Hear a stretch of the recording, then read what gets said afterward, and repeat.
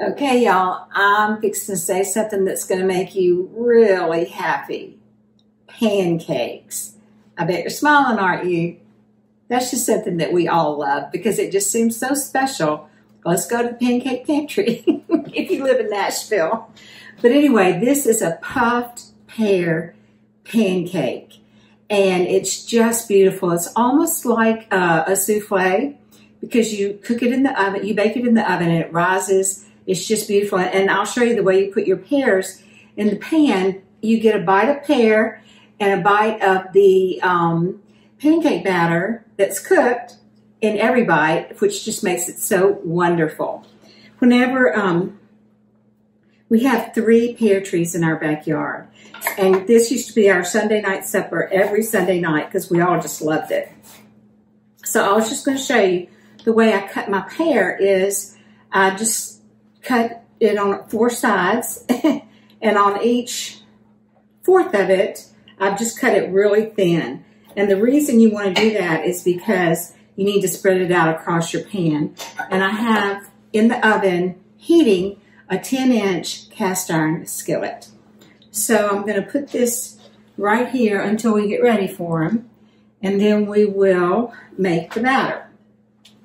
And the batter consists of 3 eggs, 3/4 of a cup of milk, whirl that around some. I hope y'all are doing well. I've been wanting to do this video for a long time because I've been serving it to my family for so many years, and it's really simple, but it seems so special. So anyway, we've got 3/4 of a cup of milk, 3 eggs, and 3/4 of a cup of all-purpose flour. Isn't that easy to remember? 3, 3, 3. And then we're going to put in 1/4 of a teaspoon of salt. Make sure I get enough. So I'm going to mix that together. And then I'll show you what we're going to do next. It's really simple recipe, honestly, super simple. You'll see. It does have a couple of steps though. So you just have to be patient because boy, it is worth it. So you want to make sure, kind of whisk this together until it's pretty smooth. On any of these batters, you don't want to just whisk them to death because you want them to have some body. And if you whisk it too much, it kind of ruins it. So, oh, you know what you need also? Some vanilla, I forgot. I'll just use this vanilla. Need a teaspoon.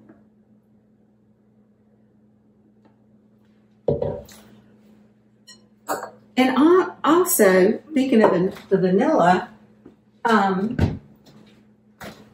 It has a kind of a natural sweetness to it with the pears and the cinnamon sugar. You'll see what we're going to do in the vanilla. It's just delicious. You can just eat it.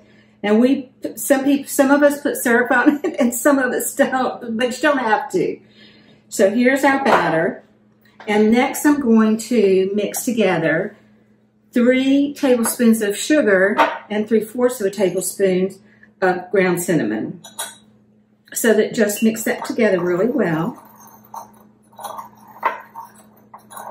And then we are going to dust it, kind of roll around our pears in it. Try to cover each slice of pear. And because you want the pears to have that cinnamon taste.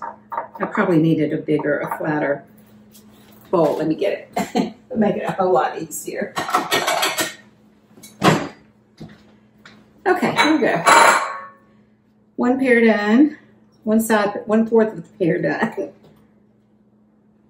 And then what I do after I kind of roll the pears around in the cinnamon sugar is I dust the rest of it over them in the skillet. You'll see. But you just want to cover them the best you can. We love anything with cinnamon. And cinnamon actually is really healthy for you. So it's a win-win situation, isn't it? While I'm doing this, I want to thank everybody so much for following me and sharing my videos and liking, commenting. subscribing. It's just been so much fun, and we have grown in leaps and bounds, and I am grateful. It's so much fun talking to people about recipes because, you know, people will, I'll post a recipe and they'll say, well, my mama did it this way. So I love all these traditions. It's just so much fun. Okay, now, as I told you, I have had my skillet in the oven heating. So I'm going to take it out and show you what we do next.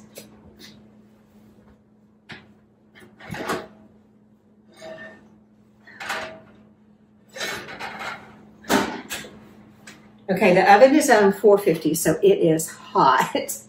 So we're going to put 2 tablespoons of butter into our hot skillet. You can hear them sizzle. I love that sound.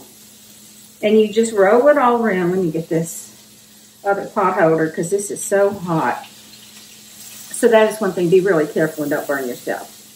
So you just roll it all around until the butter melts. So we put our butter in our skillet, rolled it around so that the butter melted, and now we're going to put our pears, arrange them around the skillet in a circular pattern, just real pretty. And then I'll show you what we'll do next. I love anything that you use fresh fruit, and I know that this particular recipe, maybe not exactly this recipe, but there are different variations of it, and they use other fruits. I like this because there are not many recipes for pears. And my husband grew up with a pear tree. So his mama made all kind of stuff with her pears. This is kind of what I make with mine. I make a little bit of jam with them too, and I give them away. And anyway, I just think it's really fun. Another thing, I mean, it's a pancake for sure, but it's so light. And so it doesn't make you feel like you've eaten a ton of sugar at the end of it, which is a good thing. Okay, arrange it the best you can so that there will be a bite of pear in a slice of pear in every bite. And then I've got this much cinnamon sugar that I'm just going to sprinkle, sprinkle, sprinkle over the pears as evenly as I can. Now we're going to take our batter and just pour it over the pears in the hot skillet. Now remember, don't forget to keep your pot holders close because when you put this pan back in the skillet, it has not had time to cool down. So it will be hot. So I'm going to put this in the skillet. I'm going to put this, not in the skillet, y'all, in the oven.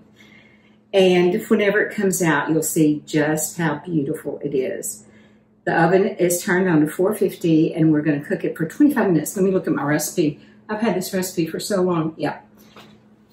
25 minutes, and they'll be golden brown and puffed and just delicious. So, see y'all in a little bit. Okay, y'all, here's our very beautiful puffed pear pancake. I think you're going to love it. Bon appetit.